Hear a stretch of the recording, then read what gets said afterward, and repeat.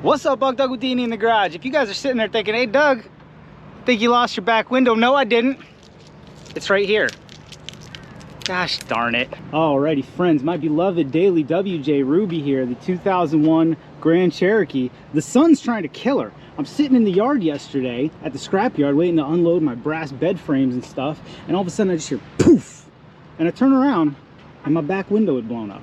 Now I've got two theories on what may have happened to the window, because no one was around unless there was some sniper somewhere who had a vendetta against my back window. Number one is, granted it was 95 degrees yesterday, just some kind of internal tension in the window. Maybe this is out of alignment or something, caused it to have internal stress, and then the heat of the day just popped it. Or more likely, I think these gas shocks probably got too hot and put too much pressure on the mounting points up here. That's what I suspect anyway. I'm gonna lick evidence for either thing, but I can't think of what else it would. Again, unless there's a sniper out there that just has a vendetta against my rear window, but it seems unlikely. I took care of that guy years ago. So today we gotta run out to the yard real quick, super quick. It's gonna rain for the next 5 days and just get some back window glass. That's all I wanted to show you guys today. They're pretty easy in the WJ. They have two mounting points right up here, right there. A couple electronics for the defroster. It's a pretty easy window all in all, I believe. In the interim though, I want my temperature back. I want to know how hot it is. I know it's hotter than a $2 pistol, hotter than Hades, and hotter than makes any good sense to be outside, but I need numbers. Alrighty friends, if you're in the same situation, I suspect there's just a switch there. Oops, I locked my wrench in.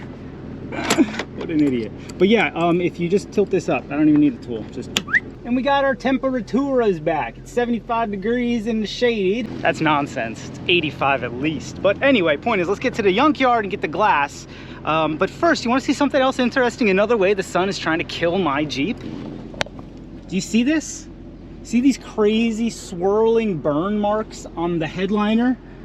The headliner that was otherwise pristine. I might add, I took a lot of pride in the fact that I used this as a work vehicle and managed to keep the headliner. You know what did that? Do you want to know what did that? The executive producer's backpack did that.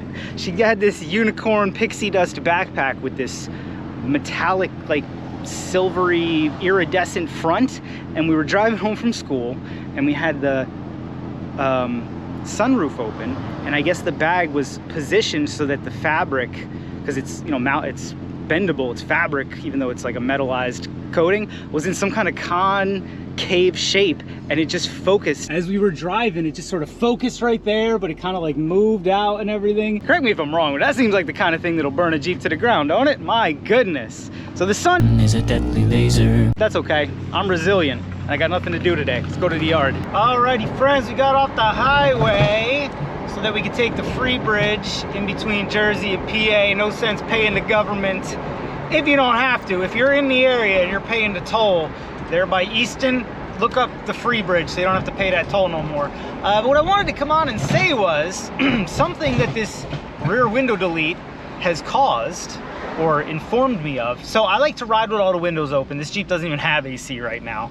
I like all the windows open, and sometimes I'll pop the back vent to try to get that open air Wrangler feel, but the back window being the way it does creates turbulence that actually sucks the exhaust up and into the vehicle. So you can be on the highway doing 80, and if you got that back window tilted up and all the windows open, you're actually choking on your own exhaust fumes. But without that window there, it's pretty delightful. I was cruising down the highway, just 10 out of 10, and those windows are easy to take off. So if you ever want that open air Wrangler feel, whatever, that's one way you can get it. Here's that bridge I was talking about. The free bridge between PA and New Jersey saves you about $1.50 in tolls these days. And now you're in beautiful, scenic Easton, Pennsylvania. Fun fact, home of the Crayola factory. That's another thing. If you're ever in the area and you got some little executive producers with you, the Crayola factory in Easton, PA is 10 out of 10. Charge like 20 bucks to get in the whole day. You leave with a whole bag full of stuff. It's awesome, would recommend. Anyway, back to the journey. I'll see you guys in the yard. Alrighty friends, I know this isn't a yard video and I'm trying to make it short and sweet, but we have got to look at this Durago. Holy Halliburton. Put down the vinyl cutter. Step away from eBay, please. What is in it? Oh, well, fair enough then. Yeah. Ooh, buddy. Without further ado, there she is. Tell you what, I should pull that for the decoder. Could you imagine how brolic one of these things probably was with the 5.9? My goodness. I can't figure out what Dodge put on and what the dude put on, but there she go. Holy Halliburton, you get in an accident, you get cracked in the face with a Dodge Ram emblem. This guy, well, let's just say this Durango probably felt right at home compared to the short buses that guy was taking to school, but cool nonetheless. Let's find a WJ and get a window and get the heck out of this scorching hellscape of a junkyard. Holy Halliburton, kids, life is hard and harder if you're stupid. There was a WJ right next to the old Durango we were looking at. Back window intact. Back window intact, and I'll even get a free Snow Life and Oakley sticker out of it. Yum. Ah, shucks, the only problem is if I can't unlock it. I'm gonna go out on the limb and say the key's probably not in it. Yep, that's super annoying. I did bring a pry bar in case we had to get violent, but I'd rather not default to that. Let's look at a different one. We'll come back on this one if we have to. Alrighty, friends, we found a beautiful, gotta be an 04, right? Yeah, 04 Columbia Edition donor here. Back hatch was open, but the glass was not unlocked. So here's what we did. We had to remove the inner trim piece, no big deal, just a couple of Phillips all around. And then this whole locking mechanism is just held on with 2 13s right on these studs. So you can undo these 2 electrical connections, pull that off, and now your rear glass is totally free. We might end up taking this thing with me, but I wouldn't mind having a spare one of those in the pile anyway. Alrighty, somebody already, it looks like, relieved us. Oh no, the gas struts are there. They just don't work very well. Now, you got these Torx right here, and they're really in there on most of them. On this one, not too bad. I think it's about a T25. Oh my goodness, a breeze just came through. The HVIC said 96 when I got out. I accidentally worked it, so I'm here at the hottest part of the day. All right, now our window's about free. We've only got one of these guys holding it on the other side. Now you can remove your last fastener, slip it off the gas strut balls, and you should be good to go. Oh, beautiful. Oh my goodness, I did not think about how warm this thing's gonna be to the touch. Alrighty, friends, there she is. This is a good one. If you want to, you can double check that all this stuff looks like it's intact to make sure your defroster's gonna work, but that's not really a problem the WJs have. I would recommend taking the fasteners because about 50% of the time you have to mangle them coming out. What you can do if you round out the Torx, obviously, get the old equalizer around the perimeter of the big piece there. Anyway, let me figure out how I'm gonna carry this scorching hot chunk of black glass, and we'll reconvene back at the house. Alrighty, friends, now that we're home, we're gonna remove this lock from the window by putting 12 volts to this larger black unit's power there. It's just a 2-prong. Put your positive on one side, negative on the other side. It should look something like this.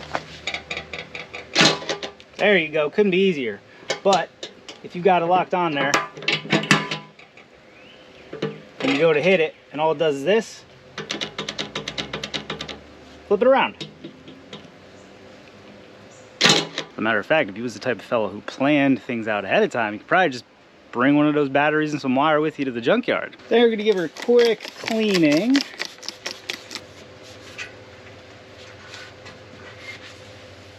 And begin to install it back on the Jeep. Notice I really only cleaned the inside and the area that's going to be covered, because we'll just do the outside later. I'm going to try to touch the inside as little as is humanly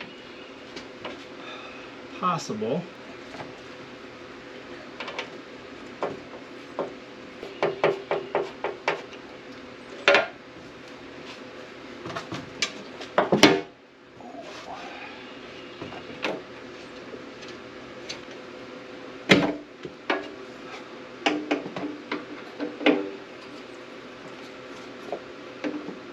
All right, I think that's everything bolted in properly.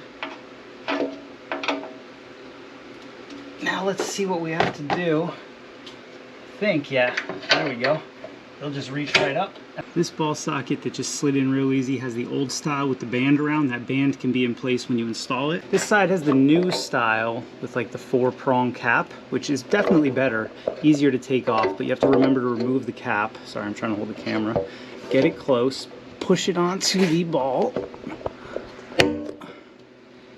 and sneak your cap back in. And then you're in good shape. Oh, let's do a test close. Oh.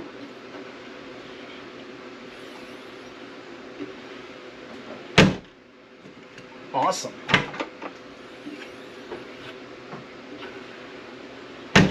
Amazing. I'm going to reconnect the defroster electronics and bend them back into place. I will have no idea if the defroster works in this thing until sometime in October. That's okay. I'll let you guys know when I find out. Once again, that's just like that. And there we go. This was really inconvenient having this break randomly yesterday, but we were able to get one inexpensively from the yard. Did I mention 42 bucks? That's not bad.